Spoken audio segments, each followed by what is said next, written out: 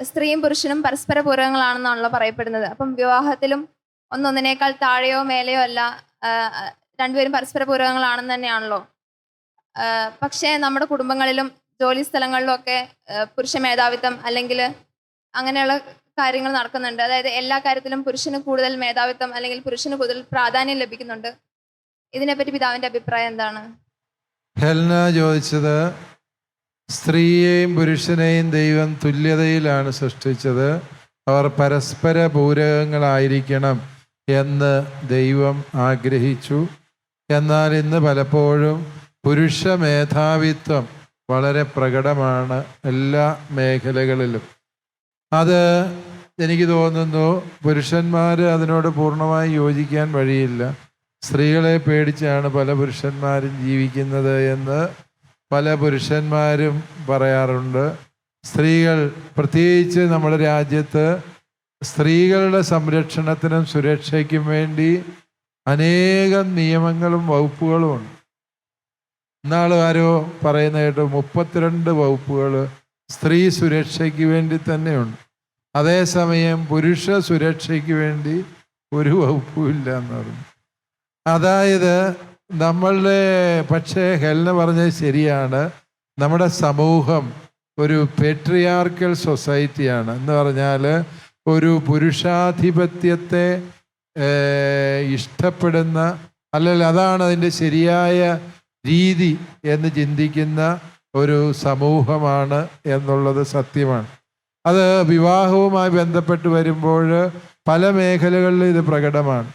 സ്ത്രീയും പുരുഷനും തുല്യ വിദ്യാഭ്യാസവും ജോലിയും ഉള്ളതാണ് എങ്കിലും വിവാഹത്തിന് സ്ത്രീധനം കൊടുക്കണം എന്ന അവസ്ഥയിലേക്ക് പോകും. സ്ത്രീക്ക് നല്ല ജോലിയുണ്ട്, ഇവന് പ്രത്യേകിച്ച് ജോലിയൊന്നും ഇല്ല എങ്കിൽ പോലും സ്ത്രീ അവന് എന്തോ കൊടുക്കണം എന്ന മട്ടിലേക്ക് ഈ സ്ത്രീധനത്തെക്കുറിച്ചുള്ള തെറ്റായ സങ്കല്പം പുരുഷാധിപത്യത്തിൻ്റെ ഒരു പ്രകടമായ രൂപമാണ് എന്ന് നമുക്കറിയാം. അതുപോലെ തന്നെ ഒരുപോലെ ജോലി ചെയ്ത് ക്ഷീണിച്ച് വീട്ടിൽ വരുന്നു കഴിഞ്ഞാൽ ഭാര്യയുടെ ഉത്തരവാദിത്വമാണ് അത്താഴം ഉണ്ടാക്കുക, രാവിലെ എഴുന്നേറ്റ പിള്ളേരെ കുളിപ്പിക്കുക, പള്ളിക്കൂടത്തിൽ പോകാൻ ഒരുക്കുക. ഇതെല്ലാം കഴിഞ്ഞിട്ട് വേണം അവൾക്ക് ഒരുങ്ങി ജോലിക്ക് പോകാൻ വേണ്ടി. ഭർത്താക്കന്മാർ ഇങ്ങനെ ചിന്തിക്കുന്ന ഒരു തലമുറ ഉണ്ടായിരുന്നു. പക്ഷെ ഈ കാലഘട്ടത്തിലെ ഭർത്താക്കന്മാർ ഒരു പരിധിവരെയും ഈ ഒരു തുല്യതാബോധത്തെ കുറെ കൂടി വിലമതിക്കുന്നുണ്ട് എന്നുള്ളത് നമ്മൾ മനസ്സിലാക്കുന്ന. ഭാര്യയെ സഹായിക്കാനും ഭക്ഷണം ഉണ്ടാക്കാനും അടുക്കളയിൽ പാത്രം കഴുകാനും കറിക്ക് അരിഞ്ഞു കൊടുക്കാനും ഒക്കെ സഹായിക്കുന്ന മനസ്സുള്ള ഭർത്താക്കന്മാരുടെ എണ്ണം വർദ്ധിച്ചു വരുന്നുണ്ട്.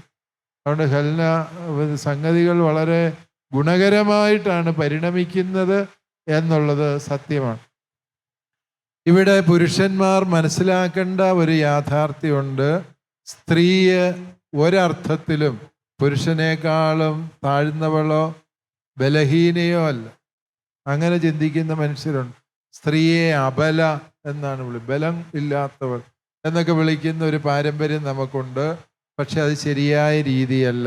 ദൈവം മനുഷ്യനെ സൃഷ്ടിച്ചു, ദൈവം അവരെ പുരുഷനും സ്ത്രീയുമായി സൃഷ്ടിച്ചു എന്നാണ് ബൈബിൾ പറയുക. ദൈവത്തിൻ്റെ ഛായയിൽ സാദൃശ്യത്തിലാണ് സ്ത്രീയും പുരുഷനും സൃഷ്ടിക്കപ്പെട്ടത്.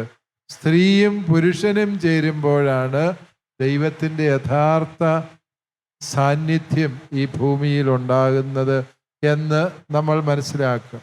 അതുകൊണ്ട് ഈ പുരുഷാധിപത്യത്തെ എങ്ങനെ നമുക്ക് നേരിടാമെന്ന് ചോദിച്ചാൽ ഒരു പരിധിവരെയും അത് ചെറുപ്പത്തിൽ തന്നെ നമ്മുടെ ആൺകുട്ടികളെ പറഞ്ഞ് പഠിപ്പിക്കേണ്ടതുണ്ട്. പെങ്ങന്മാരെ, അനിയത്തിമാരെ സ്നേഹിക്കാൻ, ബഹുമാനിക്കാൻ, അവരെ ആദരവോടെ നോക്കിക്കാണാൻ, അയൽവക്കങ്ങളിലെ പെൺകുട്ടികളെ ആദരവോടെ നോക്കാനും ഇടപെടാനും പഠിപ്പിക്കുക. സ്കൂളുകളിൽ, പ്രത്യേകിച്ച് പ്രൈമറി സ്കൂൾ മുതൽ പെൺകുട്ടികളെ പ്രത്യേകം ആദരവോടെ നോക്കിക്കാണാനുള്ളൊരു പരിശീലനം നമ്മുടെ ഈ പഠന മേഖലകളിലും കുടുംബ ജീവിതത്തിലും ആവശ്യമുണ്ട് എന്നാണ് എനിക്ക് തോന്നുക. പെട്ടെന്ന് മാറ്റിയെടുക്കാൻ പറ്റുന്ന ഒരു സംസ്കാരമല്ലത്. ഈ പുരുഷാധിപത്യ സംസ്കാരം എല്ലാ മേഖലകളിലും ജീവിതത്തിൽ വേരിറക്കിയിരിക്കുന്നത് കൊണ്ട് അത് സ്വിച്ചിട്ട് മാറ്റാവുന്നത് പോലെ, ഒരു കൽപ്പന ഇറക്കിയാൽ മാറുന്നത് പോലെ മാറ്റാൻ പറ്റിയല്ല. അത് ആരംഭം മുതൽ ഇത്തരം വിഷയങ്ങളെ ഗൗരവമായി അഭിസംബോധന ചെയ്യുന്ന ഒരു സംസ്കാരം നമ്മുടെ ഇടയിൽ വളർന്നു വരേണ്ടതുണ്ട് എന്നാണ് എനിക്ക് തോന്നുക. അത് ചെയ്തു കഴിഞ്ഞാൽ, അതുപോലെ തന്നെ പെൺകുട്ടികളെ കുറിച്ച് ആദരവോടെ സംസാരിക്കാൻ മാതാപിതാക്കൾ ആൺപിള്ളേരെ പഠിപ്പിക്കണം. സ്ത്രീകളെക്കുറിച്ച് മോശമായ രീതിയിൽ സംസാരിക്കുന്നത് കാണുമ്പോൾ അവരെ തിരുത്തി കൊടുക്കേണ്ടതുണ്ട്. അതുപോലെ തന്നെ സ്ത്രീകളെ വിശേഷിപ്പിക്കാൻ യുവാക്കന്മാരുടെ ഇടയിൽ പലതരത്തിലുള്ള പദപ്രയോഗങ്ങളുണ്ട്. അത് പലപ്പോഴും ഒരു വ്യക്തി എന്ന മഹത്വം നിഷേധിക്കുന്ന പദപ്രയോഗങ്ങൾ യുവാക്കന്മാർ ഉപയോഗിക്കാറുണ്ട് സ്ത്രീകളെക്കുറിച്ച്, അല്ലേ? അത് യുവജനങ്ങൾ തിരുത്തേണ്ട ഒരു മേഖലയാണ്. നമ്മൾ സഹോദരിമാരായ, നമ്മുടെ ജീവിതത്തിൻ്റെ പങ്കാളികളായി ദൈവം നിശ്ചയിക്കുന്ന പെൺകുട്ടികളെക്കുറിച്ച്, യുവതികളെക്കുറിച്ച് ആദരവോടെ സംസാരിക്കാനും എല്ലാ കാര്യങ്ങളും ജീവിത പങ്കാളിയുടെയും കൂടി അഭിപ്രായം പരിഗണിച്ചുകൊണ്ട് തീരുമാനമെടുക്കുന്ന വ്യക്തികളാകുമ്പോഴാണ് നല്ല കുടുംബജീവിതത്തിൻ്റെ പാത തുറന്നു കിട്ടുന്നത്. പെൺചൊല്ല് കേട്ടാൽ പെരുവഴിയിൽ എന്നൊക്കെ പറഞ്ഞ് കുറേ പഴഞ്ചൊല്ലുകൾ മലയാളത്തിൽ രൂപീകരിച്ചിട്ടുണ്ട്. അതൊക്കെ ഈ പുരുഷാധിപത്യത്തെ സൂചിപ്പിക്കുന്നു. ആ ഒരു കൾച്ചറിൽ വളർന്നു വരുന്നത് കൊണ്ട് സംഭവിക്കുന്ന ഒരു പ്രശ്നമാണ്. പക്ഷേ ഇന്നത്തെ കാലത്ത് എനിക്ക് തോന്നുന്നു പലപ്പോഴും ആൺകുട്ടികളെക്കാളും വളരെ ഫോർവേഡായി ചിന്തിക്കുകയും വളരെ സോഷ്യലായി ഇടപെടുകയും ചെയ്യുന്നത് പെൺകുട്ടികളാണ്. പലപ്പോഴും ഈ പുരുഷാധിപത്യം എന്ന് പറയുന്നത് അവന് നേരെ ചൊവ്വേ വർത്താനം പറയാനും അവൻ്റെ കാര്യങ്ങൾ ശരിയായ രീതിയിൽ പ്രകാശനം ചെയ്യാനുമുള്ള കഴിവില്ലാത്തത് കൊണ്ട് പലപ്പോഴും കലഹിച്ചും കയ്യൂക്ക് കാണിച്ചുമൊക്കെ തൻ്റെ അധികാരം സ്ഥാപിക്കാനുള്ള ചില ദുർബല ശ്രമങ്ങളാണ് നമ്മൾ ഈ കാലഘട്ടത്തിലെ പുരുഷാധിപത്യമായിട്ട് തെറ്റിദ്ധരിക്കുന്നത്. വാസ്തവത്തിൽ ഭാര്യയെ ഉപദ്രവിക്കുന്നവൻ, കയ്യേറ്റം ചെയ്യാൻ പരിശ്രമിക്കുന്നവൻ, അവര് സ്വന്തമായി കഴിവില്ലാത്തവരും ആത്മവിശ്വാസം കുറഞ്ഞവരുമായ പുരുഷന്മാരാണ്. പൗരുഷം കാണിക്കുന്നത് ഒരിക്കലും ഭാര്യയെ തല്ലിയല്ല എന്ന യാഥാർത്ഥ്യം പുരുഷന്മാരും മനസ്സിലാക്കിയാലേ ഈ പുരുഷാധിപത്യത്തിൻ്റെ സംസ്കാരം മാറ്റി സ്ത്രീ പുരുഷ സ്നേഹത്തിൻ്റെ, സമത്വത്തിൻ്റെ അന്തരീക്ഷം രൂപപ്പെട്ടു വരികയുള്ളൂ. അതുപോലെ തന്നെ സ്ത്രീകളും മനസ്സിലാക്കേണ്ട ഒരു സത്യമുണ്ട്.